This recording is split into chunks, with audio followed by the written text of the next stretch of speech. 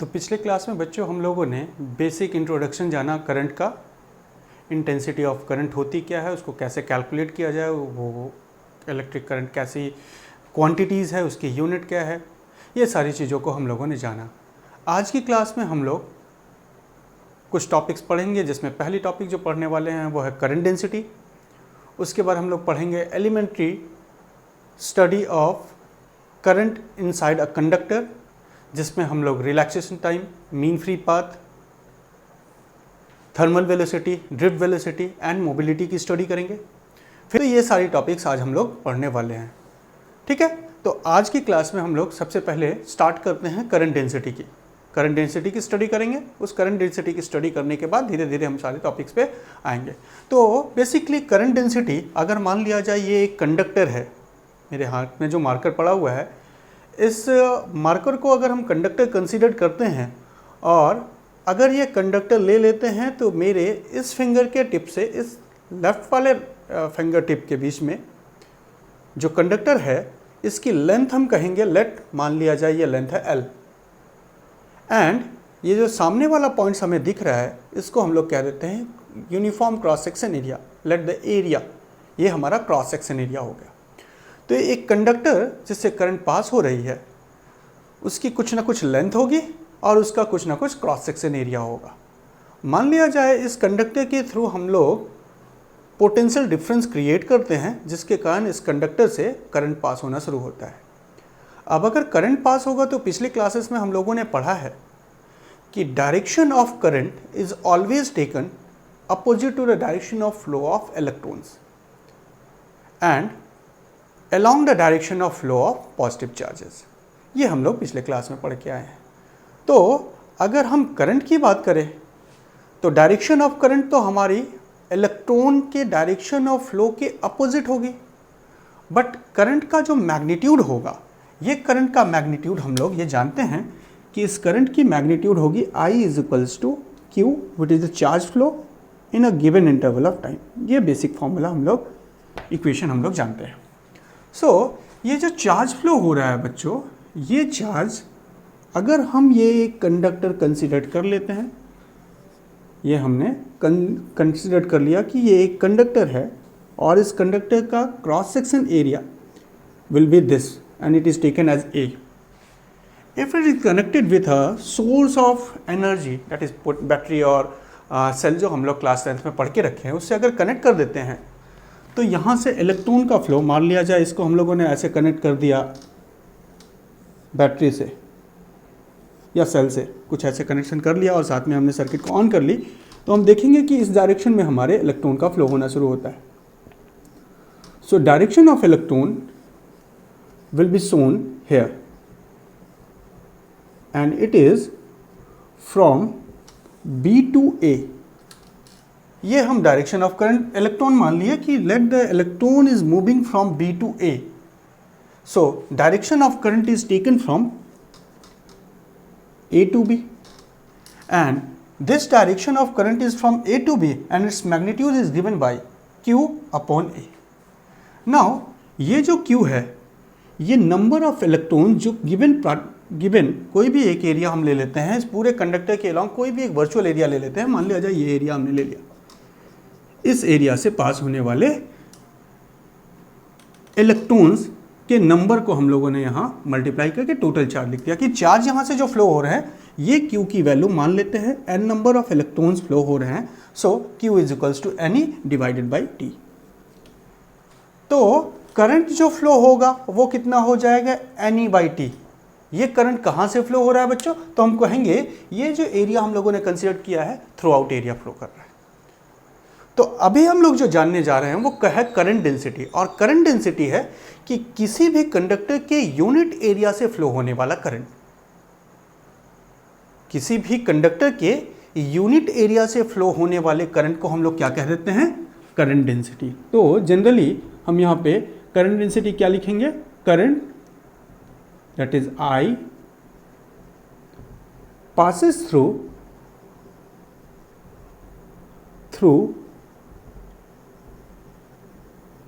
Unit area.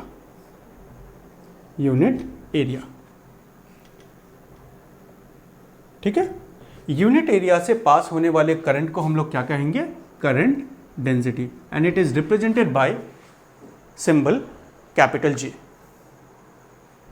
तो अगर हम ये कंडक्टर कंसीडर कर रहे हैं बच्चों, और इस कंडक्टर के थ्रू हमने मान लिया कि I करंट फ्लो हो रही है और करंट की डायरेक्शन किधर है, A से B की तरफ, तो अगर हम इस कंडक्टर का यूनिट एरिया ले लेते हैं, मान लिया जाए इस कंडक्टर का यहाँ से यहाँ तक का पूरा एरिया A है और ये यूनिट एरिया ले ले, तो इस यूनिट एरिया से जो करंट पास होगी वो करंट क्या कही जाएगी, हमारी करंट डेंसिटी कही जाएगी।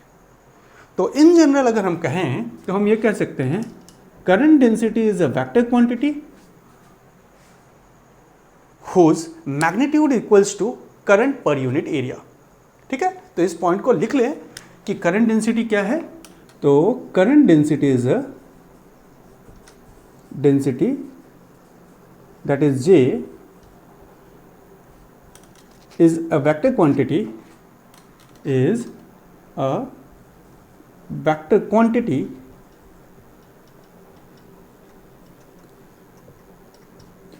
whose magnitude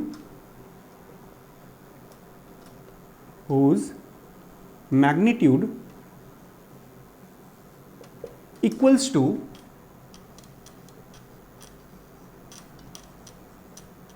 करंट पर यूनिट एरिया,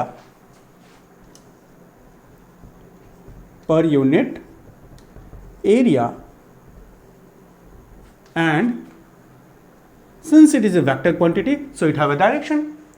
अगर करंट डेंसिटी वेक्टर क्वांटिटी है तो उसका मैग्नीट्यूड होगा, और मैग्नीट्यूड कितना है, current, that is written as, current को हम लोग I से भी रिप्रेजेंट करते हैं और यहां मैंने करंट लिख दिया, करंट पर यूनिट एरिया, और इसकी जो डायरेक्शन होगी, and its direction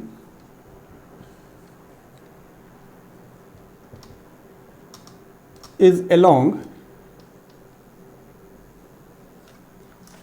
current, along the direction of current,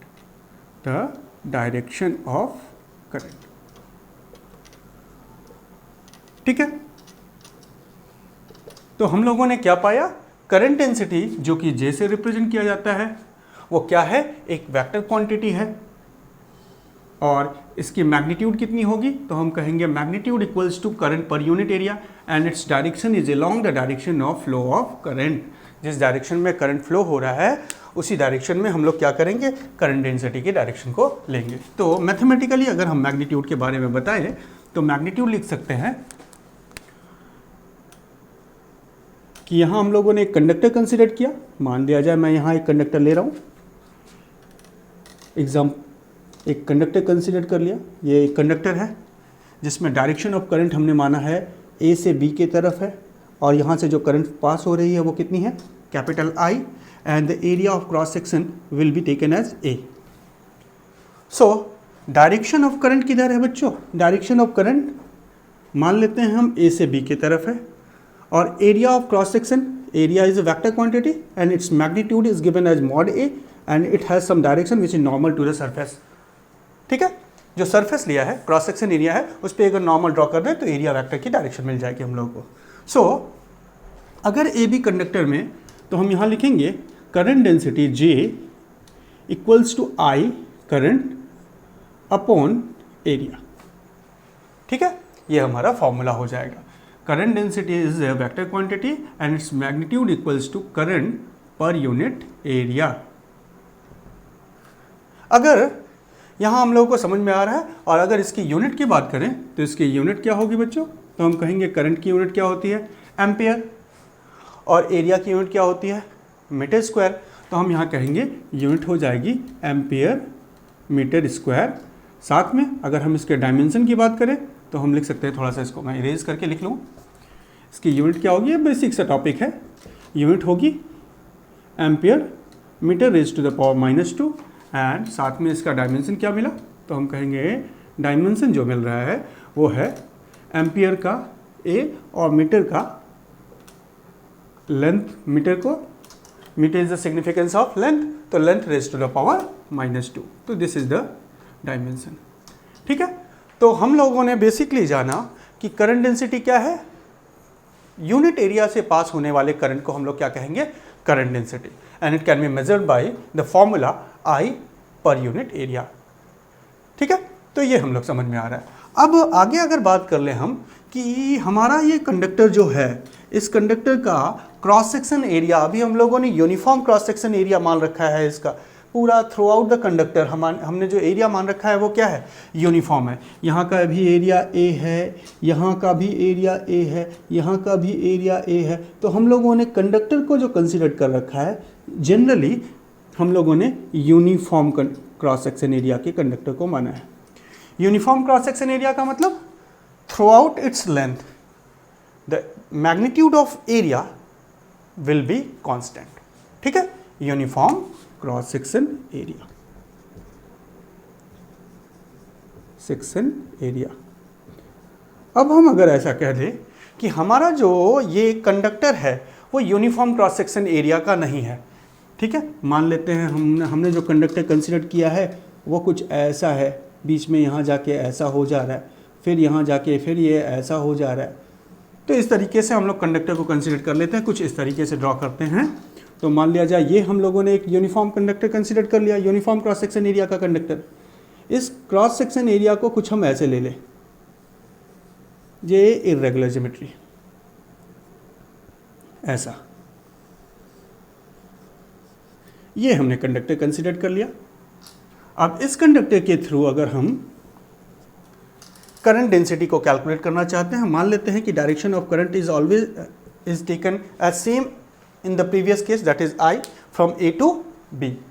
उसी तरह से यहाँ पे भी हम लोगों ने करंट की डायरेक्शन को ले लिया फ्रॉम ए टू बी। क्या from A to B area of cross section क्या कांस्टेंट है? तो हम कहेंगे नहीं, यहाँ पे area of cross section constant नहीं है। तो in case of non uniform cross section area, अगर हम non uniform cross section area ले लेते हैं तो इस non uniform cross section area के थ्रू मैग्नेटिक करंट डेंसिटी को हम लोग कैसे कैलकुलेट करेंगे? ठीक है, तो करंट डेंसिटी को कैलकुलेट करने का हम लोग बेसिक फॉर्मूला यूज़ करेंगे कि हम लोग किसी एक पॉइंट पे, कोई भी एक पॉइंट मान लिया जाए, ऐसे हम given cross section area consider कर लेते हैं, ऐसे infinite number of cross section area हम लोग को फ्रॉम ए टू बी मिलेगा, और हर एक एरिया, जो भी इनफाइनाइट नंबर ऑफ एरिया मिलेंगे, हर एक एरिया का मैग्नीट्यूड अलग अलग होगा। तो हम कोई भी एक इमेजिनरी पॉइंट ले लेते हैं। Non uniform cross section area में अगर हम लोग को करंट डेंसिटी कैलकुलेट करनी है तो कोई एक इमेजिनरी पॉइंट ले लेते हैं और उस इमेजिनरी पॉइंट का एरिया वेक्टर निकाल के और उससे पास होने वाली करंट को हम लोग मेजर कर लेंगे। तो जैसे इन केस ऑफ, जैसे मैं यहाँ लिखूँ, इन case of non uniform cross section area, non uniform cross section area, current density at any point, current density at any point, ठीक है, at any point। अब हम कहाँ निकाल रहे हैं? अगर non uniform cross section area है तो हम करंट डेंसिटी को कहाँ निकालेंगे? किसी पॉइंट पे। at any point is given by j vector which is equals to di upon dA। एक स्मॉल एरिया हम लोगों ने कैलकुलेट कर लिया, और क्योंकि ये एक वेक्टर क्वांटिटी है तो it have some direction which is given by n cap.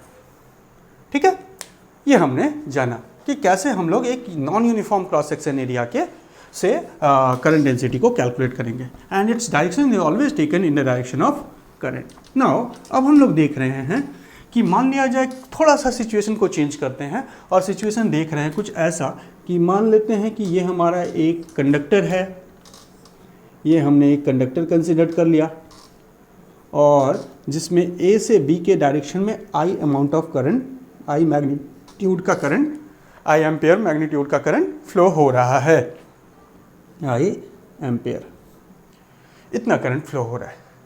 Now अगर हम इस एरिया से करंट डेंसिटी कैलकुलेट करें तो बताओ बच्चों कि करंट डेंसिटी कितनी आने वाली है। मान लेते हैं इस एरिया की वैल्यू कितनी है, ए। तो हम ये बेसिक पढ़ रखे हैं कि अगर कहीं किसी भी पर्टिकुलर एरिया से अगर करंट डेंसिटी हम लोगों को कैलकुलेट करनी है तो करंट कैलकुलेट करो और उसको करंट को एरिया, जिस एरिया से हमें कैलकुलेट करना है उस एरिया से डिवाइड कर दें, तो पर यूनिट एरिया या गिवन एरिया से हमें करंट डेंसिटी मिल जाएगी। तो ना हो the value of current density is I, current pass हुआ और कहाँ से पास हुआ, ए एरिया से पास हुआ। So the magnitude will be given है आई अपॉन ए। अब अगर ये यूनिफॉर्म क्रॉस सेक्शन एरिया का है तो यहाँ पे भी एरिया कितना होगा बच्चों, तो हम कहेंगे सेम एरिया होगा। सो करंट डेंसिटी इस पॉइंट की, करंट डेंसिटी इस पॉइंट की, करंट डेंसिटी इस पॉइंट की, करंट डेंसिटी इस पॉइंट की, हर एक पॉइंट की करंट डेंसिटी क्या होगी, सेम होगी।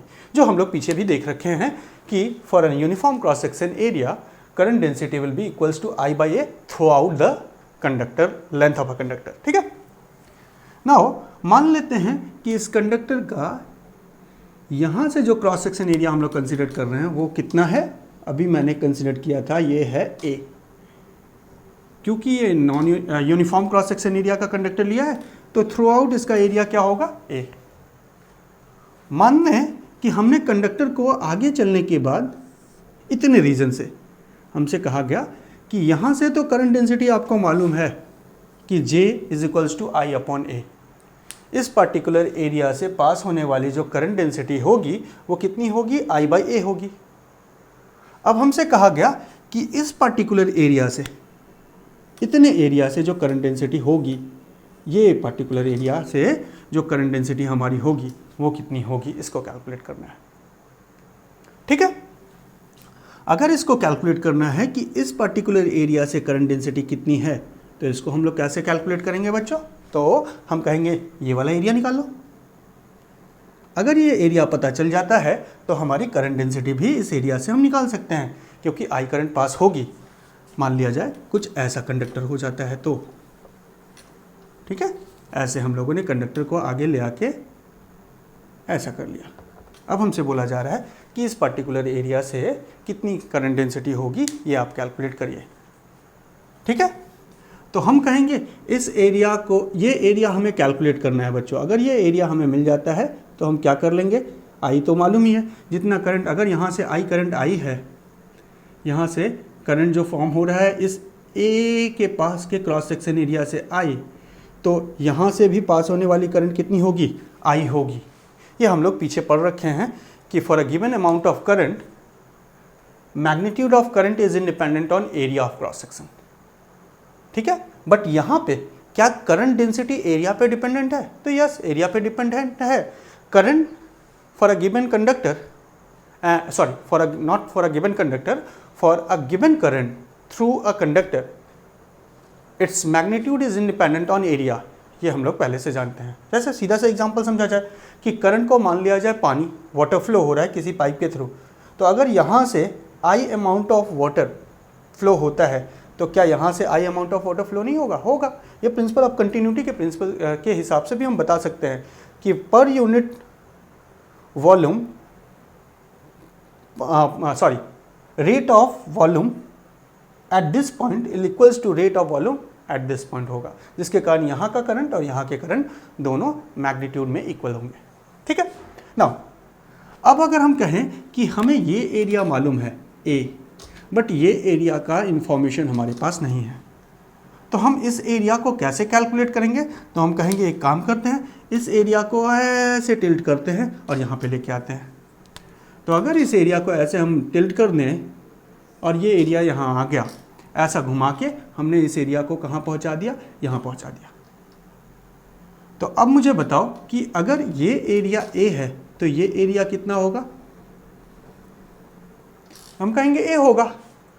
ठीक है भाई, अगर हमारे पास एक पेपर है और पेपर ऐसे रखा हो या ऐसे रखा हो, पेपर का एरिया कितना, A. But there is a difference. अगर इसको हम लोगों ने थीटा एंगल से मूव करवाया है, रोटेट करवाया है, तो यहाँ का एंगल थीटा, तो यहाँ का एंगल भी कितना होगा, थीटा। नाउ अब हमको इसकी वैल्यू मालूम है, इसकी वैल्यू कितनी है, ए। ये एंगल कितना है, थीटा, और हमें ये कैलकुलेट करना है। तो नाउ अगर देखा जाए तो यहाँ का एंगल क्या है 90 डिग्री, और इसको मैं एक नाम दे देता हूँ XYZ। सो हम लोगों को मालूम है कि हम लोगों को यहाँ पे देखा जाए तो 90 डिग्री के सामने क्या होता है, हाइपोटेनियस, और एंगल और 90 डिग्री कहाँ बना हुआ है, बेस पे। तो हमें बेस चाहिए और हाइपोटेनियस गिवन है, तो कौन सा ट्रिग्नोमेट्रिक रेशियोज लगाएंगे, जहाँ बेस और हाइपोटेनियस का रिलेशन होता है वो है cos theta. So cos theta is equals to कितना हो जाएगा, तो हम कहेंगे XY अपॉन YZ, सॉरी उल्टा लिख दिया मैंने, YZ that is base, base upon क्या होता है, हाइपोटेनियस। तो बेस की वैल्यू कितनी है, यहाँ पे बेस की वैल्यू है YZ और हाइपोटेनियस की वैल्यू कितनी है, XY। Now put the value. हमें जो एरिया निकालना है वो मान लेते हैं A डैश है, हमें जो एरिया निकालना है वो क्या मान लेते हैं, A dash. So A dash upon ये वाला एरिया कितना होगा, A, which is equals to cos theta. So A dash is equals to A cos theta. ठीक है, ये हम लोगों ने पाया। तो यहाँ का जो एरिया होगा वो कितना हो जाएगा, area is equals to A cos theta. Now if you apply general formula for current density, so the current density through this area will equals to J which is equals to I, current तो उतना ही flow करेगा, but area कितना है, A cos theta. तो हम इसको ये लिख सकते हैं, it will equals to J is equals to I upon A cos theta. अब ये कंडीशन कब हुआ बच्चों, तो कंडीशन तब हुआ जब हम लोगों ने देखा कि हमारा एरिया वेक्टर, ये जो एरिया वेक्टर है, ये एरिया वेक्टर, हम अगर इस एरिया वेक्टर की बात करें तो कंडक्टर को ऐसे ले लिया, तो मान लिया जाए कि ऐसा कंडक्टर है, यूं इस कंडक्टर को मैं जो इधर से पास, ये कंडक्टर है, इसको ऐसे लेटरली करूं तो ऐसा हो गया, इस तरह का कंडक्टर ले लिया हम लोगों ने, ये बी पोर्शन, ये एक्स वाला पोर्शन, और ये वाई, और यहाँ जेड। तो अब देखेंगे तो एरिया वेक्टर तो इधर होगा, क्योंकि एरिया तो हम लोगों ने ये लिया है, और करंट कैसे है ये, तो there will be an angle theta between the current and area vector. तो ये केस कब अप्लाई करना है हम लोगों को, ये केस तब अप्लाई करना है जब area vector is not along the direction of current. ठीक है, तो इसको देख लिया जाए, हम लोगों ने फॉर्मूला क्या पाया, हम लोगों ने फॉर्मूला पाया J is equals to I upon A cos theta. तो इसको भी नोट करते हैं, when area vector is not along the direction or area is not along the direction, when area of cross section that is A is not normal to direction of current, current की direction के normal नहीं हो। जैसे हम लोगों ने ये लिया, ऐसा कंडक्टर ले लेते हैं,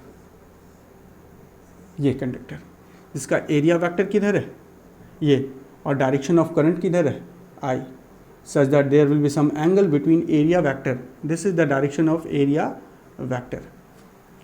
तो एरिया वेक्टर के और करंट के बीच में अगर एंगल थीटा हो तो हमारा जो यहाँ पे फॉर्मूला बनेगा वो बनेगा J is equals to I upon A cos theta. तो इसको मैं यहाँ पे नोट कर लेता हूँ, when A is not normal to the direction of current I, then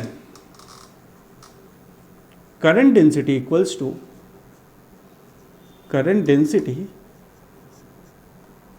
J equals to I upon A cos theta, I upon A cos theta. ठीक है बच्चों, क्लियर। तो अब यहाँ पे हमारे पास सिचुएशन आता है कि मान लिया जाए अभी हमने जो एरिया वेक्टर लिया है वो ये ले लिया, और डायरेक्शन ऑफ करंट हम लोगों ने ये मान ली, this is the direction of current, और यहाँ पे एरिया जो है, area is normal to the direction of current, area is normal to the direction of current, area is not normal. यहाँ पे हम लोगों ने क्या लिखा, एरिया इज, यहाँ पे देख रहे हैं area is normal to the direction of current. अगर एरिया नॉर्मल है तो एरिया वेक्टर क्या होगा, डायरेक्शन ऑफ एरिया वेक्टर वो जो होगा वो करंट की डायरेक्शन में होगा। सो दैट यहाँ पे जो थीटा दिया हुआ है वो क्या है, एरिया वेक्टर और करंट के बीच का एंगल। तो when conductor in which the current is flowing in such a way that area vector makes an angle 0 degree with the current, so current density will equals to, हम कहेंगे current density की value आएगी आई upon, यहाँ पे theta कितना होगा तो हम कहेंगे एरिया वेक्टर, और यहाँ जो थीटा है वो क्या है, it is an angle between किसके किसके, तो एंगल बिटवीन, बहुत इंपॉर्टेंट है बच्चों, angle between area vector and direction of current. ठीक है, although current is not a vector quantity but they have a direction, ये हम लोग पीछे जान चुके हैं। तो यहाँ पे एंगल किसके किसके बीच में है, theta, it is an angle between area vector and current. और किसी भी एरिया पे अगर एक नॉर्मल ड्रॉ कर देते हैं तो वो एरिया वेक्टर की डायरेक्शन को बताता है।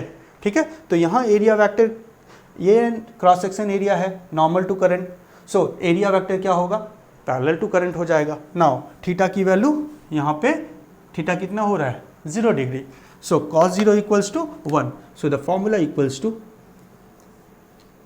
J is equals to I upon A। तो ये हम लोगों ने पाया कब, when theta equals to 0 degree. ये अब अगर हम इसी सिचुएशन को चेंज करें और यहाँ पे कहते हैं कि मान लिया जाए कि हमने जो एरिया वेक्टर ले रखा है वो ऐसा है, इस डायरेक्शन में है,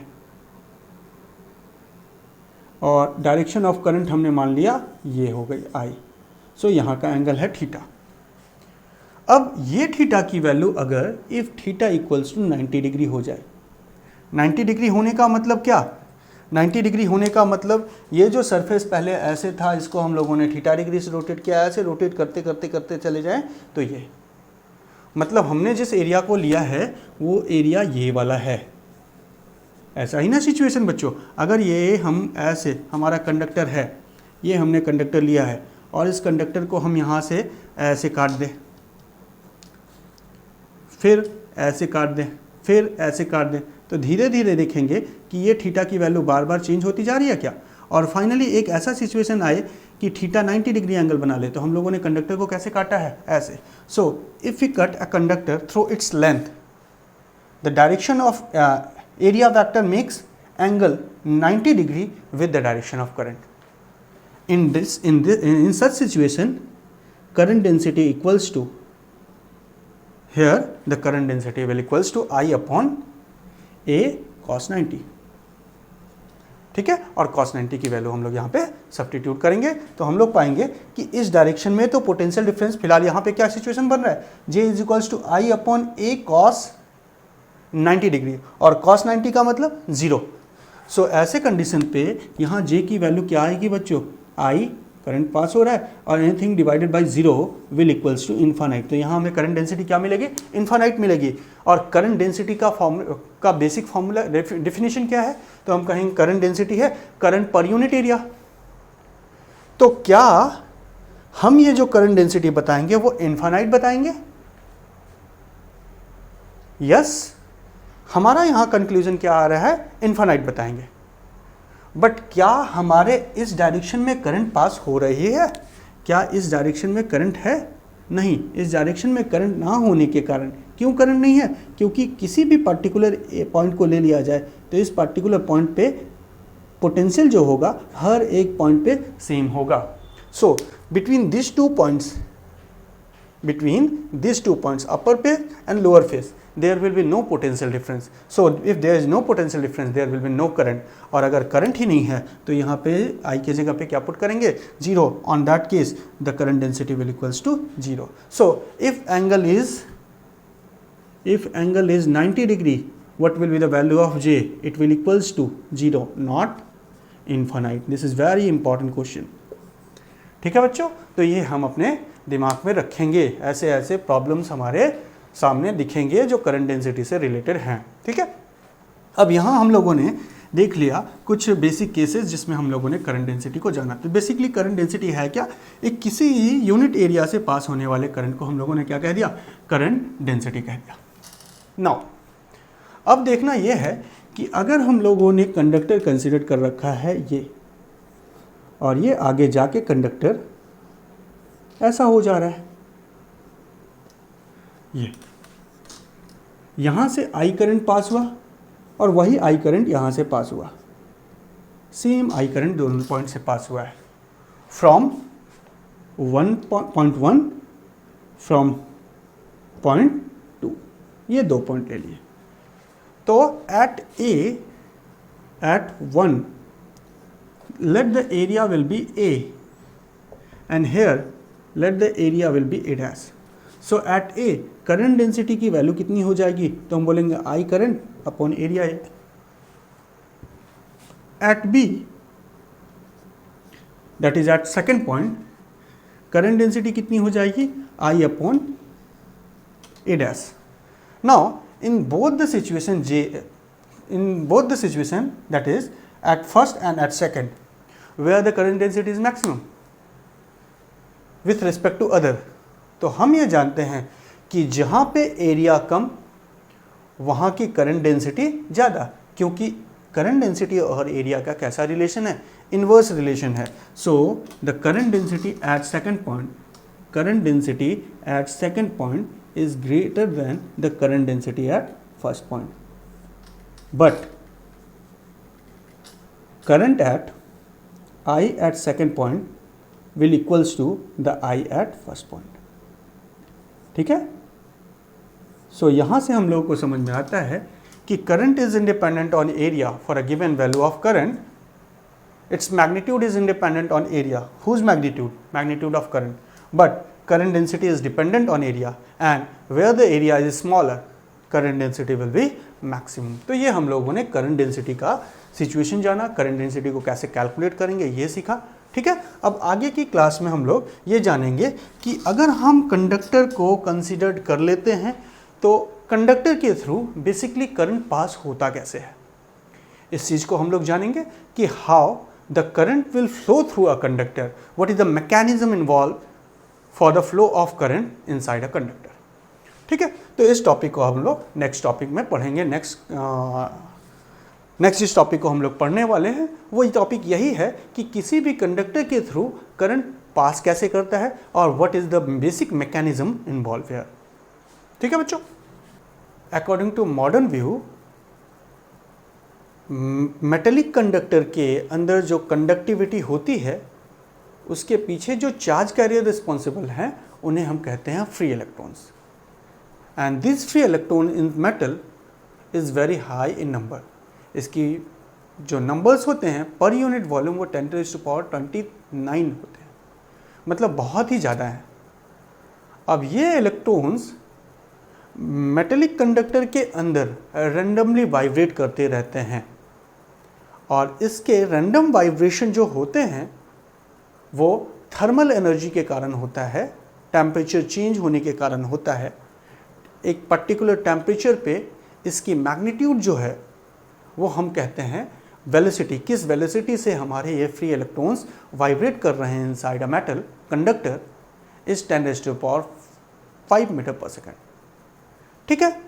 अब ये मान लिया जाए हमने एक कंडक्टर कंसीडर कर लिया, ये हमने कंडक्टर कंसीडर कर लिया और इस कंडक्टर के थ्रू हम कह रहे हैं इसके अंदर ढेर सारे इलेक्ट्रॉन्स हैं, ढेर सारे इलेक्ट्रॉन्स लाई कर रहे हैं. एंड इनके नंबर्स जो मैंने लिखा बताया वो कितने हैं, तो हम कहेंगे number of electron, approximate number of electron approximately 10⁻29 पर मीटर क्यूब होते हैं. Will be the number of electron, number of free electrons किसमें है, मेटल्स में. ठीक है. अब ये इलेक्ट्रॉन बच्चों रैंडमली वाइब्रेट करते हैं. तो मान लिया जाए हम ये काइनेटिक थ्योरी ऑफ गैसेस में पढ़ रखे हैं क्लास 11th में कि gases molecules are vibrating constantly and this vibration is random. And by kinetic theory of gas के हिसाब से अगर ये इलेक्ट्रॉन सेम जैसे गैसेस मॉलिक्यूल वाइब्रेट करते हैं वैसे ये इलेक्ट्रॉन भी रैंडमली वाइब्रेट कर रहा है, यहाँ से वहाँ, वहाँ से यहाँ, और ये अपने पेरेंट न्यूक्लियाई से कोलाइड कर रहा है और कोलिजन करने के कारण इसकी डायरेक्शन चेंज हो जा रही है. तो हम ये कह दिए कि हमारे कंडक्टर के थ्रू कंडक्टर के अंदर ऐसे नंबर ऑफ इलेक्ट्रॉन्स, जितने नंबर ऑफ इलेक्ट्रॉन्स हैं, these are vibrating constantly from here to there, left side, right side, top bottom, ऐसा है वाइब्रेशन है। और ये रैंडम वाइब्रेशन जो है वो इसके अंदर एक वेलोसिटी कॉज कर रही है, और उस वेलोसिटी को हम कह सकते हैं रूट मीन स्क्वायर वेलोसिटी। एक root mean square velocity calculate करें तो काइनेटिक थ्योरी ऑफ गैस के हिसाब से रूट मीन स्क्वायर वेलोसिटी का फॉर्मूला होता है 3kT/m। और अगर हम सब्स्टिट्यूट करें वैल्यू तो हम कह सकते हैं 3kT that is 1.38 into 10⁻⁻23 Boltzmann constant, and let the temperature is taken to be, temperature हम लोगों ने ले लिया, अगर मान लेते हैं for T is equals to 300 kelvin और 27 डिग्री सेंटीग्रेड, मतलब अप्रॉक्सीमेटली रूम टेम्परेचर के करीब। तो यहाँ पे अगर हम सब्स्टिट्यूट करें तो हम पाएंगे एंड डिवाइड कर दें मास ऑफ इलेक्ट्रॉन से, दैट इज 9.1 इंटू 10⁻⁻31। सारी चीज़ें को हम लोगों ने SI में रखा और सॉल्व करेंगे तो ये 3 और ये 3 मिलके 9 हुआ, इसको अप्रॉक्सीमेटली कैंसिल कर ले और हम ये सॉल्व करेंगे तो इसकी वैल्यू मिलेगी 10⁻5 मीटर पर सेकेंड। तो ये हमारे इलेक्ट्रॉन्स जो हैं वो मेटेलिक कंडक्टर के थ्रू, और ये कौन सा मेटेलिक कंडक्टर है? आइसोलेटेड मेटेलिक कंडक्टर है। आइसोलेटेड मेटेलिक कंडक्टर का मतलब है कि हम लोगों ने जो कंडक्टर लिया है फॉर आइसोलेटेड कंडक्टर। अब यहाँ पे what is this isolated conductor? तो आइसोलेटेड कंडक्टर बच्चों, जिस कंडक्टर का टेम्परेचर और प्रेशर हम लोगों ने कांस्टेंट कर रखा है और इसके अलोंग पोटेंशियल डिफरेंस की वैल्यू जो है वो 0 है। There will be no potential difference between the two ends of a conductor. ठीक है, तो हम क्या लिखेंगे? What is isolated conductor? Whose potential difference between the two end will be 0, and if there is no potential difference, there will be no electric field inside a conductor, and electric field inside a conductor will also be 0. Electric field inside a conductor is 0 and the temperature and pressure will be taken as constant. अगर हम ऐसा ले लेते हैं तो हम लोगों ने क्या कहा? हमारा कंडक्टर क्या है? आइसोलेटेड है। तो अगर एक आइसोलेटेड कंडक्टर को देखा जाए तो अप्रॉक्सीमेटली इसके अंदर कितने number of electron per unit volume हम लोगों ने लिखा है? 10⁻29, विच इज वेरी लार्ज, और this electron are vibrating due to some temperature, there will be thermal energy, and this thermal energy cause the electron to vibrate randomly from one point to another point inside a metallic conductor. अब ये जो जिस velocity से ये vibrate कर रहे हैं, root mean square हम लोगों ने कैलकुलेट किया, ऑल साइड वाइब्रेशन है इसलिए हम लोगों ने इसको root mean square velocity calculate किया और वो वैल्यू कितनी आई? 10 मीटर पर सेकेंड। तो यहाँ पे जो इलेक्ट्रॉन्स हैं वो वाइब्रेट कर रहे हैं 10⁻⁵ मीटर पर सेकेंड की स्पीड से। कितने टेम्परेचर पे? 300 केल्विन पे, दैट इज 27 डिग्री सेंटीग्रेड।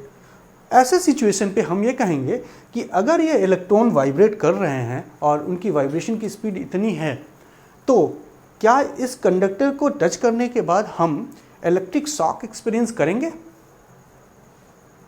तो हमने प्रैक्टिकली किया बच्चों कि हमने एक कंडक्टर लिया, आपके आसपास भी ढेर सारे कंडक्टर हैं, आप अगर अपने डोर पे लगे क्लैंप को देखो जिसको आप टच करके हैंडल जिससे आप दरवाजे को खोलते हो, आपके मेटलिक हैंडल्स होते हैं व्हीकल्स के, ढेर सारे मेटल्स आपके आसपास होते हैं और सारे मेटल्स का टेम्परेचर अप्रॉक्सीमेटली इतना है और हर एक मेटल्स में लगभग इतने नंबर ऑफ इलेक्ट्रॉन है और वाइब्रेशन भी हो रहा है इलेक्ट्रॉन का, and since the electron is vibrating, हम लोगों ने यही पढ़ रखा है पीछे कि करंट जो होता है फ्लो ऑफ चार्ज है।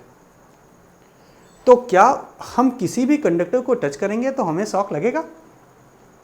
तो प्रैक्टिकली तो हम लोग जब कंडक्टर को टच करते हैं, जहां हम लोगों ने पोटेंशियल डिफरेंस नहीं दिया है, जहां हमारी इलेक्ट्रिक फील्ड की वैल्यू कितनी है? 0, ऐसे कंडीशन पे अगर हम एक कंडक्टर को टच करते हैं तो हमें शॉक नहीं लगता। अब ये शॉक नहीं लगा तो फिर ये जो वाइब्रेशन है, क्या वो वाइब्रेशन इलेक्ट्रिक करंट कॉज नहीं कर रही है? तो हम थोड़ा सा पजल्ड हो गए कि यार इलेक्ट्रॉन तो मोशन भी कर रहे हैं, इलेक्ट्रॉन का मोशन भी हो रहा है, फिर भी अगर हम कंडक्टर को टच कर रहे हैं तो हमें इलेक्ट्रिक शॉक नहीं मिल रहा है। हमने इसको लिया और इसको एमीटर से ज्वाइन कर दिया। जब इसको एमीटर से ज्वाइन करनी है, बहुत ही सेंसिटिव एमीटर से ज्वाइन किया, फिर भी हम लोगों ने एमीटर में डिफ्लेक्शन नहीं देखा।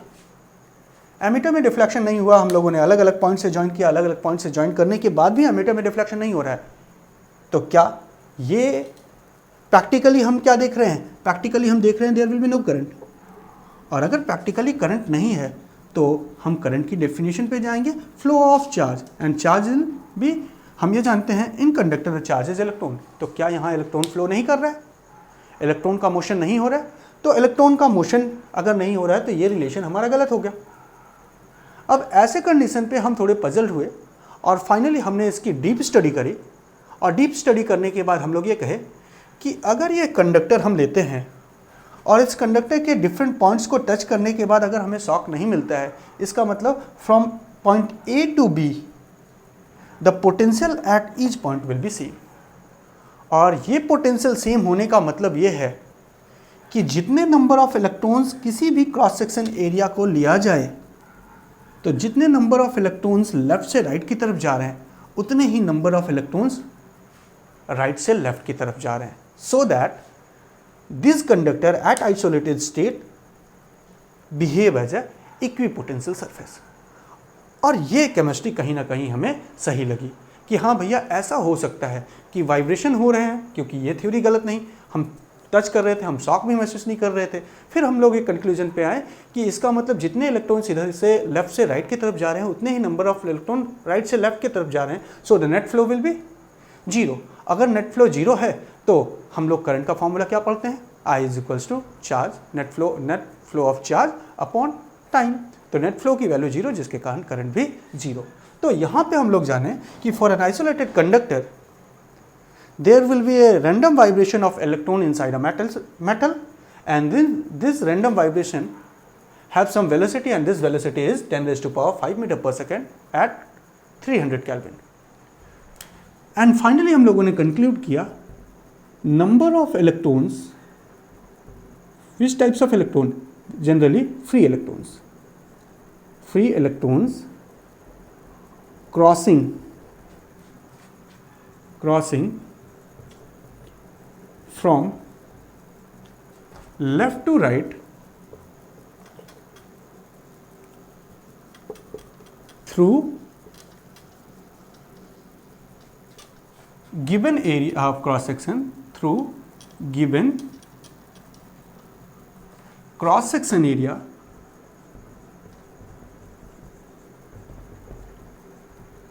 section A is equals to number of free electrons crossing from right to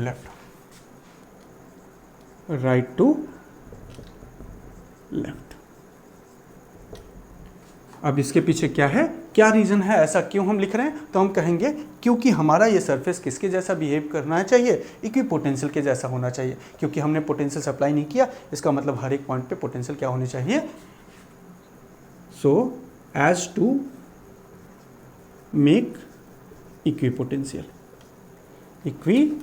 surface रखने के लिए।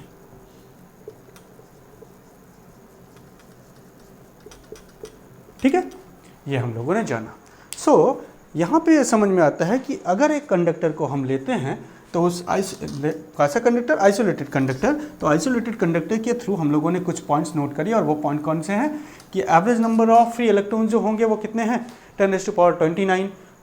जो वाइब्रेट कर रहे हैं थर्मल एनर्जी के कारण जो वाइब्रेशनल स्पीड हो रही है वो 10⁻5 मीटर पर सेकेंड है। कितने?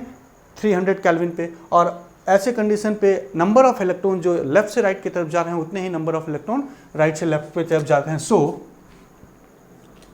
The net current will B that net current कितना हो जाएगा? बी 0। तो हमारे कंडक्टर से आई की वैल्यू कितनी होगी? 0। कब? For isolated conductor.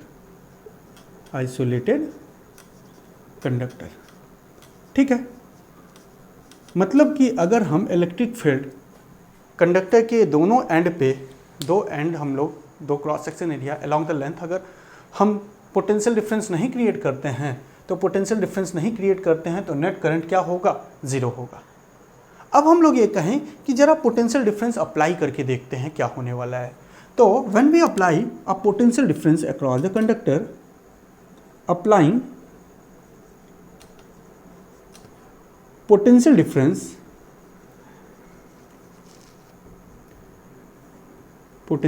Difference delta V which is not equals to 0, ये हमने कंडक्टर लिया और इस कंडक्टर के थ्रू हम लोग जब पोटेंशियल डिफरेंस दिए तो हमने देखा कि there will be electric field set up inside a conductor.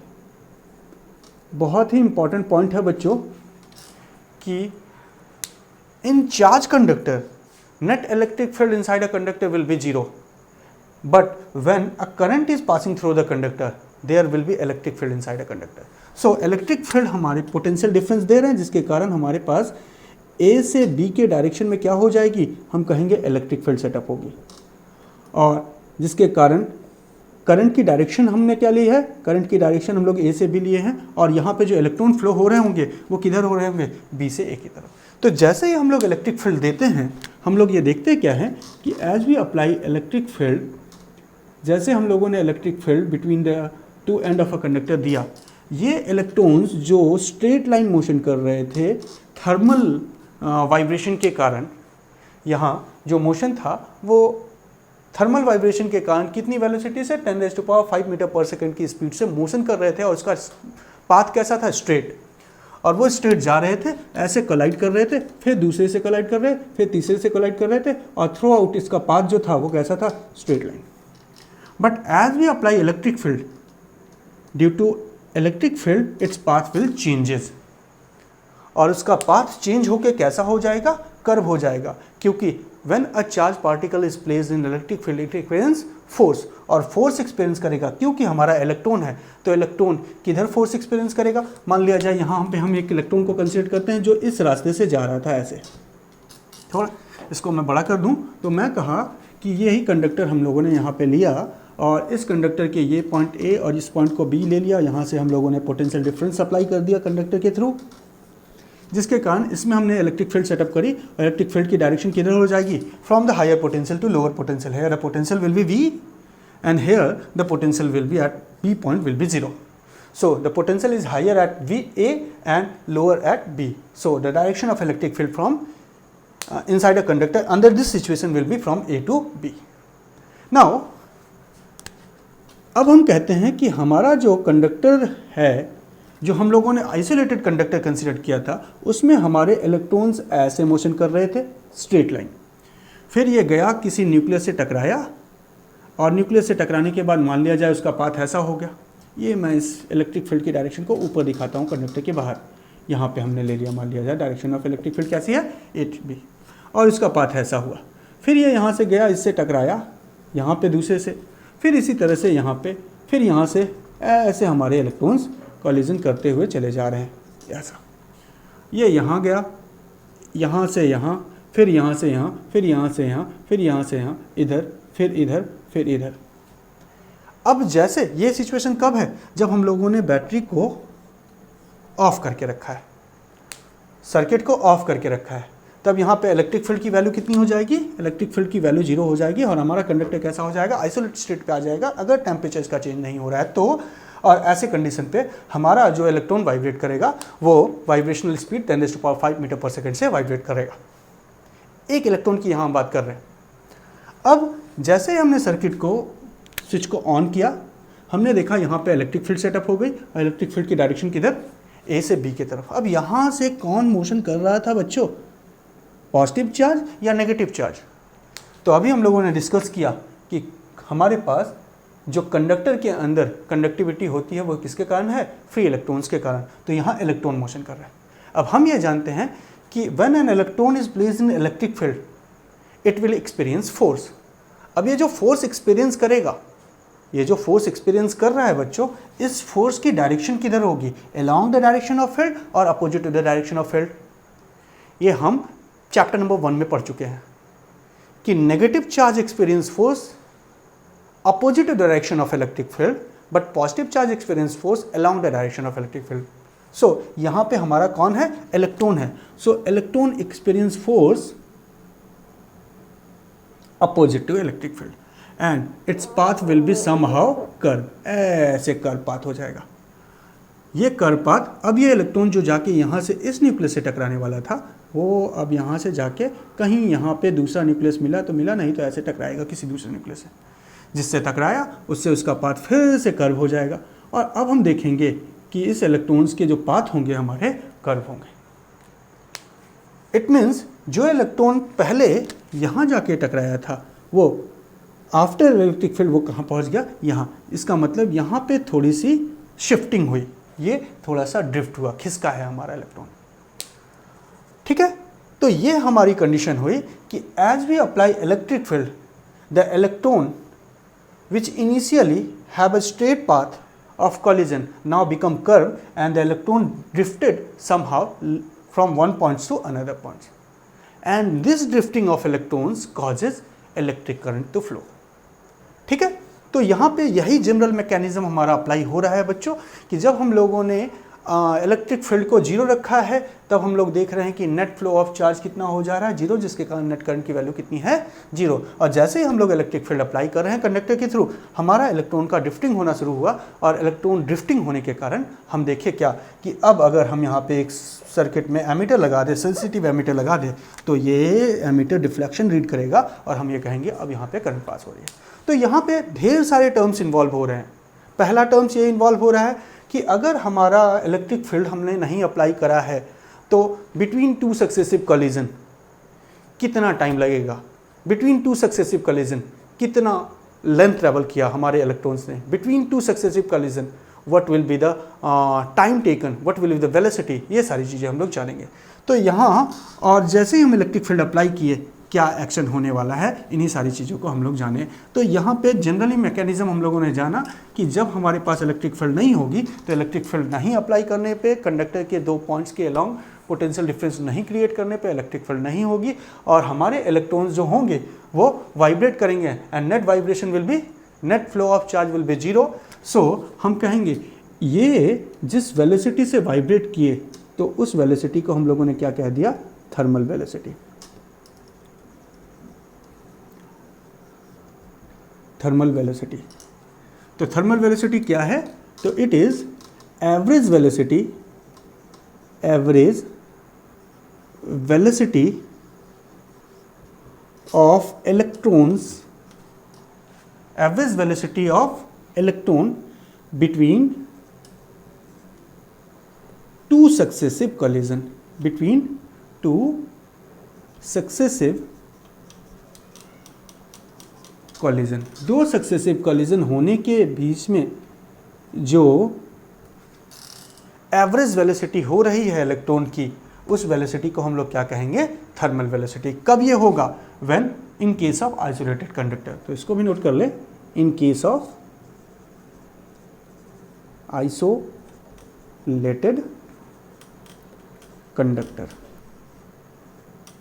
ठीक है, तो मान लिया जाए हमने कंडक्टर लिया और इस कंडक्टर में कह रहे हैं ये इलेक्ट्रॉन यहाँ से चला, यहाँ पे टकराया, फिर ये इलेक्ट्रॉन गया यहाँ टकराया, फिर इलेक्ट्रॉन यहीं टकरा गया, फिर यहाँ टकराया, फिर ऐसे मूव किया यहाँ टकराया, फिर ऐसे अलग अलग पाथ पे टकरा रहा है। तो ऐसे कंडीशन पे क्या इलेक्ट्रॉन्स की वेलोसिटी यहाँ से यहाँ तक के बीच में, यहाँ से यहाँ तक के बीच में सारे सिचुएशन पे सेम होगी, तो हम कहेंगे नहीं, सेम नहीं होगी। और क्या सारे इलेक्ट्रॉन्स, मेटल्स में एक इलेक्ट्रॉन नहीं है, बहुत सारे इलेक्ट्रॉन्स है, तो सबकी वेलोसिटी क्या सेम होगी? कोई छोटा पाथ चल रहा है, कोई ज़्यादा लंबा पाथ चल रहा है, किसी के कॉलिजन हुए ही नहीं, चलता चला गया, कोई सक्सेसिव फटाफट कॉलिजन करना शुरू कर दिया। तो हम ये कहेंगे कि this is very complicated to find the exact velocity of electrons at any isolated conductor. तो हम लोगों ने कहा एक काम करते हैं, एवरेज वेलोसिटी कैलकुलेट कर लेते हैं, and this average velocity lie from this thermal velocity lie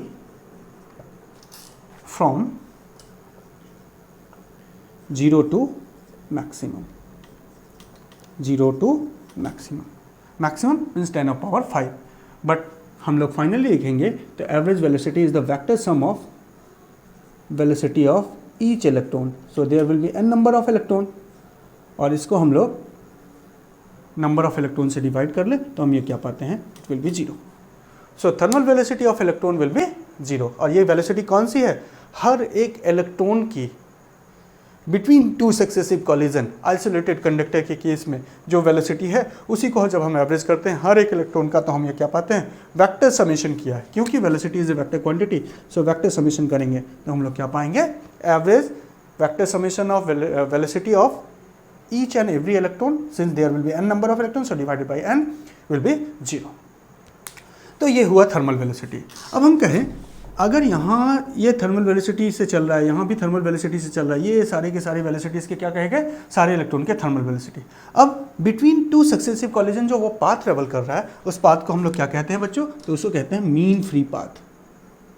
क्या, mean free path, the path between two successive collision. ठीक है, रिप्रेजेंट बाय लैम्डा। क्या कहेंगे, path between two successive collision, दो सक्सेसिव कॉलिजन के बीच का जो पाथ होगा उसी को हम लोग क्या कहेंगे, मीन फ्री पाथ। अब यहाँ से यहाँ तक का जो टाइम है, यहाँ से यहाँ तक का टाइम, यहाँ से यहाँ तक का टाइम, सारे टाइम सेम होंगे क्या, वेलोसिटी डिफरेंट, पाथ डिफरेंट, तो टाइम भी डिफरेंस। सो ऐसे कंडीशन पे हम ये कहेंगे कि इन सारे इलेक्ट्रॉन्स का जो टाइम निकालेंगे उस टाइम को कहेंगे relaxation time, relaxation time. represented as tau and it is equals to average path length, ये लिख रहे हैं, average path length between the two electrons, between the two successive। relaxation time क्या होगा, तो हम कहेंगे average time between two successive collision,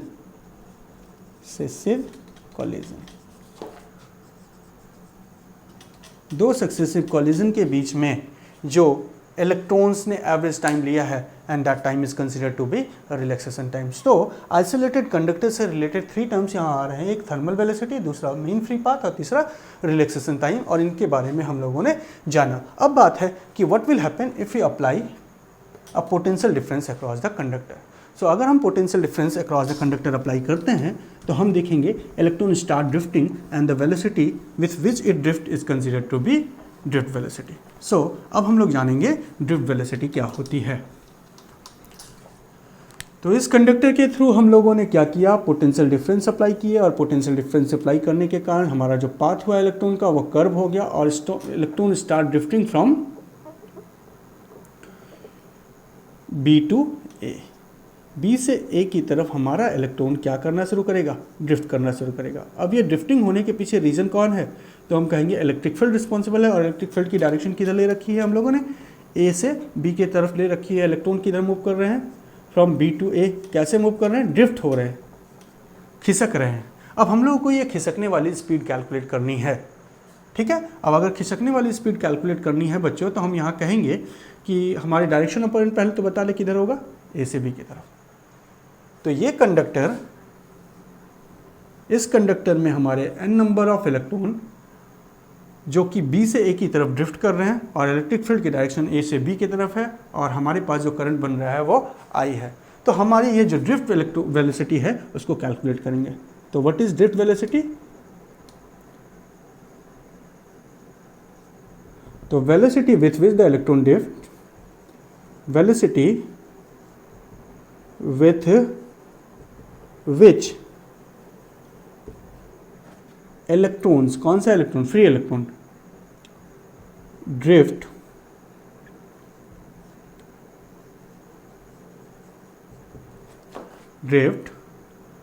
opposite to the direction of applied electric field, opposite to direction of applied electric field. जो हम लोगों ने electric field apply किया है उस इलेक्ट्रिक फील्ड के अपोजिट डायरेक्शन में इलेक्ट्रॉन जिस वेलोसिटी से ड्रिफ्ट करेगा, that velocity is considered to be drift velocity, and it is represented by v, और सबस्क्रिप्ट में हम क्या लगाते हैं, d। नाउ अब हम ये जानते हैं कि let due to the action of electrostatic force, force का फॉर्मूला क्या है, तो फोर्स ऑफ इलेक्ट्रोस्टैटिक का फॉर्मूला है QE। यहाँ पे जो ड्रिफ्ट हो रहा है वो कौन है, इलेक्ट्रॉन, तो हम क्या सकते हैं E into E. What is E, electric field applied, and what is E, the charge which experience force. इस फोर्स को इलेक्ट्रॉन एक्सपीरियंस कर रहा है किधर की तरफ, from B to A। So force experience by electron, इसको यहाँ लिखते हैं force experience by electrons will equals to क्या होगा, Fe which is equals to QE। और इस फोर्स के कारण हमारा इलेक्ट्रॉन क्या करेगा, हमारा इलेक्ट्रॉन ड्रिफ्ट करेगा। अब ड्रिफ्ट करता है तो उसकी कुछ ना कुछ फोर्स लगा है तो एक्सेलरेशन होगा, तो हम कहेंगे this will causes motion, and the formula for motion of electron will be mass into acceleration, at sign is negative. ठीक है, ये हो गया। सो यहाँ से अगर हम एक्सेलरेशन की वैल्यू निकालें तो एक्सेलरेशन कितना हो जाएगा, minus E, capital E upon m। ठीक है, अब हम ये जानते हैं कि हमने अगर कंसिडर किया कि let there will B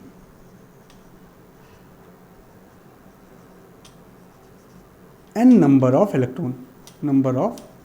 electrons and its initial velocity is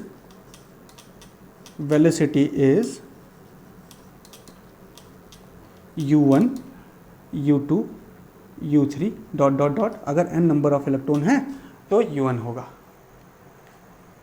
and it will take time t to accelerate A acceleration करने के लिए। So time taken to accelerate B, let T1 T2 and T3, इसी तरह से सारे electron accelerate हो रहे हैं T1 टाइम में, तो Tn हो गया। तो यहाँ पे अगर हम, क्योंकि हमारी कुछ ना कुछ इनिशियल वेलोसिटी है इलेक्ट्रॉन्स की और वो T टाइम में एक्सेलरेट हो रहा है, एक्सेलरेशन का फॉर्मूला हमारे पास ये पड़ा हुआ है। सो ऐसे कंडीशन पे what will your final velocity after time T, तो हम कहेंगे the velocity after time T will be, इसको मैं इरेज कर दूं, तो यहाँ पे इस पोर्शन को मैं इरेज करता हूँ। So velocity, final velocity after time T, so final velocity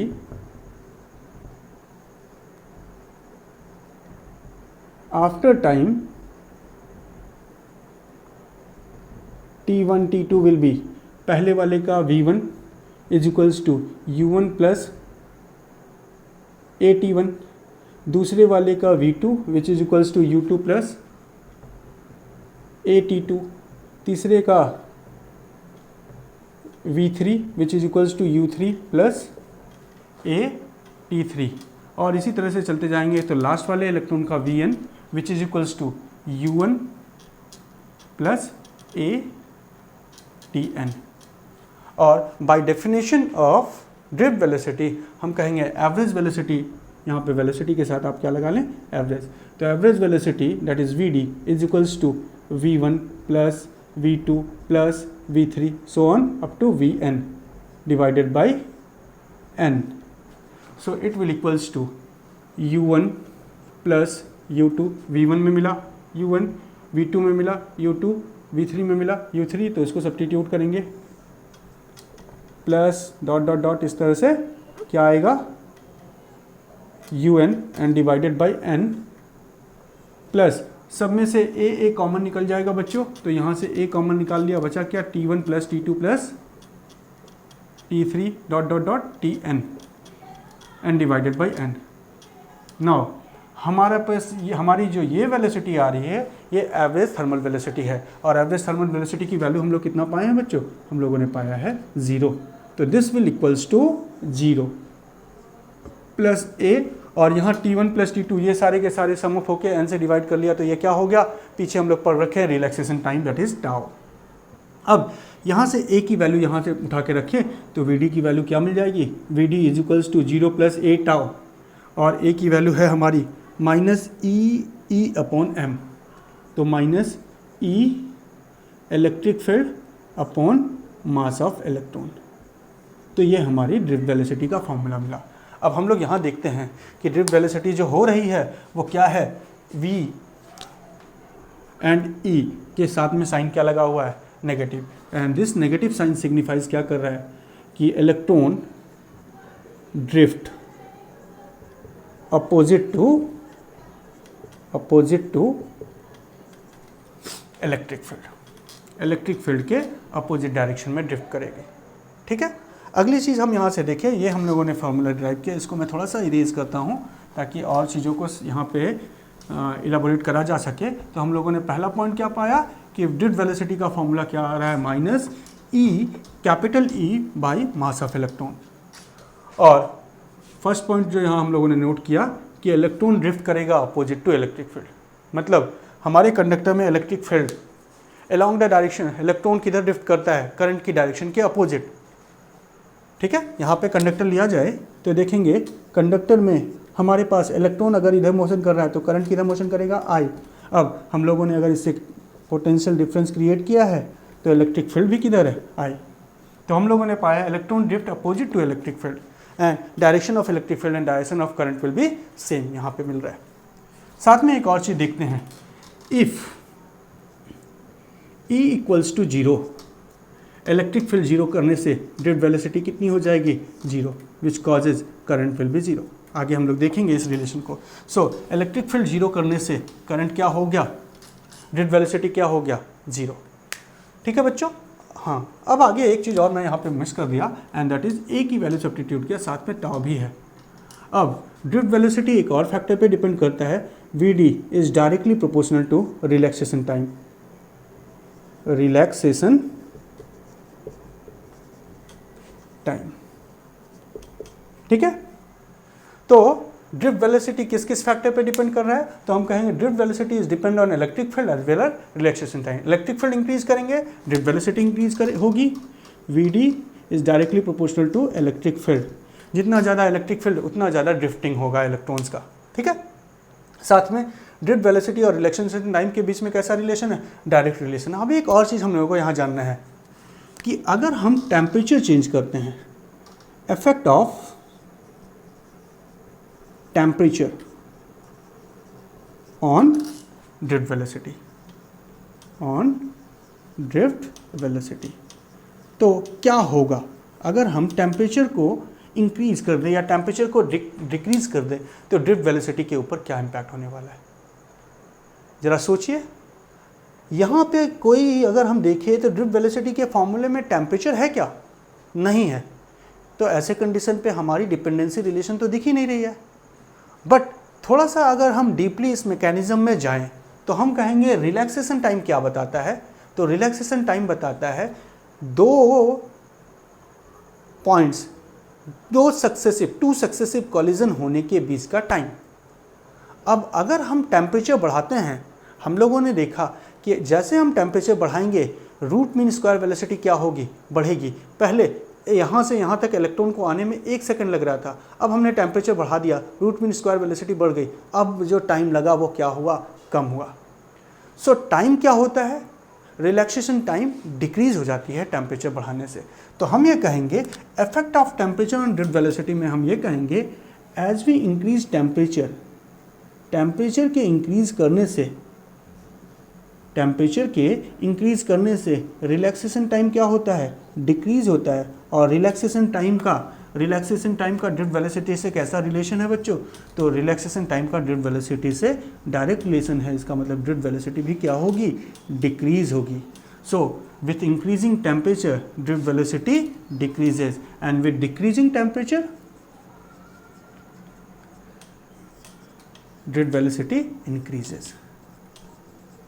ठीक है, थोड़ा सा ये मैकेनिज्म आगे जाके और भी हम समझेंगे कि अगर अभी आगे पढ़ने के थोड़ा सा हम लोग जानेंगे तो ये पाएंगे कि ड्रिफ्ट वेलोसिटी ही डिफाइन करती है करंट को, और अगर ड्रिफ्ट वेलोसिटी ज़्यादा है तो करंट भी ज़्यादा होगा। और हम ये जानते हैं कि टेम्परेचर का रेजिस्टेंस से रिलेशन है, जो क्लास 9 में हम लोग पढ़ के आए हैं, तो वो आगे चल के हम लोग यहाँ पे फॉर्मुलेट करेंगे। फिलहाल हम लोगों ने ये जाना कि ड्रिफ्ट वेलोसिटी 3 फैक्टर पे डिपेंड कर रही है, रिलैक्सेशन टाइम पे, इलेक्ट्रिक फील्ड पे और टेम्परेचर पे। तो रिलैक्सेशन टाइम से कैसा रिलेशन है, डायरेक्ट है, और टेम्परेचर से कैसा रिलेशन है, इन्वर्स रिलेशन है, और इलेक्ट्रिक फील्ड से कैसा रिलेशन है, इलेक्ट्रिक फील्ड से भी डायरेक्ट रिलेशन है। तो ये हम लोगों ने इलेक्ट्रिक ड्रिफ्ट वेलोसिटी के बारे में चीज़ों को जाना, ठीक है।